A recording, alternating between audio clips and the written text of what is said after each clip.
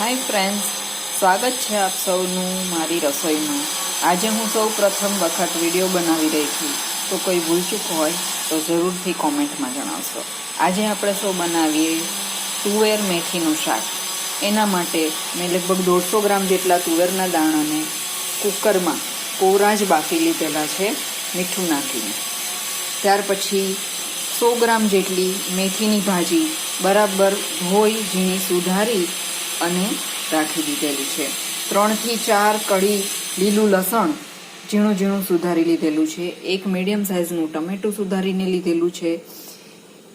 3 થી 4 કળી લસણ જેને 2 કળીને પેસ્ટ બનાવી છે અને 2 કળી ઝીણી ઝીણી સુધારીને લીધેલી છે. અને અડધા ઇંચ જેટલો આદુનો ટુકડો લીધેલો છે. એ સિવાય જોઈશે આપણા બેઝિક મસાલા કે જેમાં હળદર, મરચું, ધાણા જીરું, મીઠું અને ગરમ મસાલો. તો ચાલુ કરીએ આજની રેસીપી. સૌ પ્રથમ આપણે વઘાર માટે એક જાડા તળિયાના વાસણમાં લગભગ 2 ટેબલસ્પૂન જેટલું તેલ લઈશું. એમાં થોડી રાઈ અને થોડું જીરું ઉમેરી વઘારને બરાબર રાઈને તતડવા દઈએ.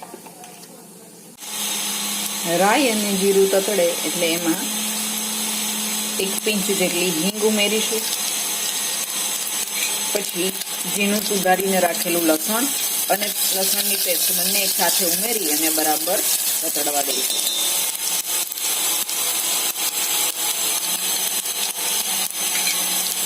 લસણ તતડે એટલે આપણે એમાં આદુ ઉમેરી અને સાથે જ ટામેટા પણ ઉમેરી દઈશું. ગેસ ધીમો કરી આદુ, લસણ અને ટામેટાને બરાબર સાંતળી.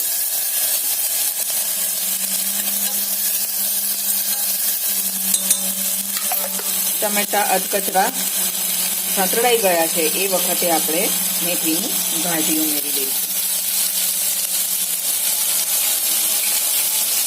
મેથીની ભાજી પણ તરત જ સાંતળાઈ જાય છે. એ જ વખતે આપણે સાથે સાથે લીલું લસણ પણ ઉમેરી દઈએ.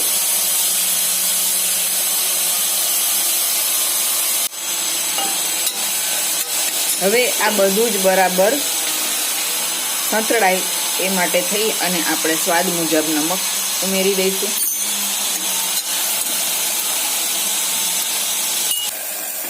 અને સાથે જ જરૂરી મસાલા પણ કરી લઈએ.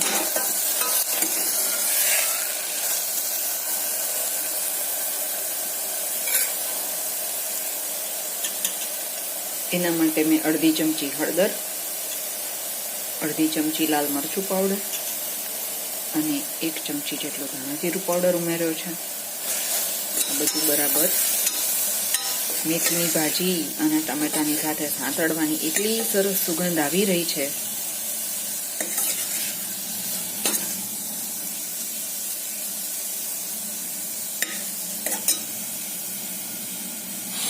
હવે આપણા મસાલા બળે નહીં એ માટે થઈ અને એમાં લગભગ 1 ચમચી જેટલું આપણે પાણી અને મસાલાને બરાબર તેલ છૂટે ત્યાં સુધી સાંતળીએ. આ વખતે આપણે ગેસની આંચ ધીમી રાખવાની છે કે જેથી આપણા મસાલા ના બળે, ભાજીમાંથી પણ બધું સત્વ બળી ના જાય. વધારે પકાવવાથી ભાજી અને જે પાંદવાળા શાક છે, પાંદડાવાળી ભાજીઓ કે શાક, એમાંથી પોષક તત્વો બળી જતા હોય છે. માટે હંમેશા ધીમી આંચ પર એમને પકાવવું જોઈએ. જોઈ શકો છો કે 2 જ મિનિટમાં શાકમાંથી પાણી છૂટું પડવા માંડ્યું છે. એ વખતે આપણે આપણા બધા જ તુવેરના દાણા ઉમેરી દઈશું. હવે આ વખતે આપણે તુવેરમાં મીઠું ઉમેરી અને બાફેલી હોવાથી આપણે એમાં વધારે મીઠું ઉમેરવાની જરૂર નથી. હવે આ વખતે 1 પિંચ જેટલો ગરમ મસાલો ઉમેરી બરાબર હલાવી અને ધીમા તાપે બધું જ મિક્સ કરી અને સરસથી ચડવા દઈશું.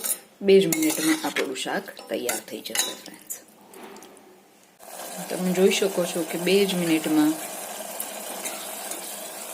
બધું જ શાક સરસ રીતે મિક્સ થઈ ગયું છે.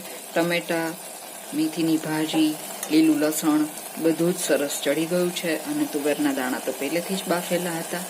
તો ચાલો ગરમા ગરમ શાકને ગરમ ગરમ રોટલી સાથે સર્વ કરીએ.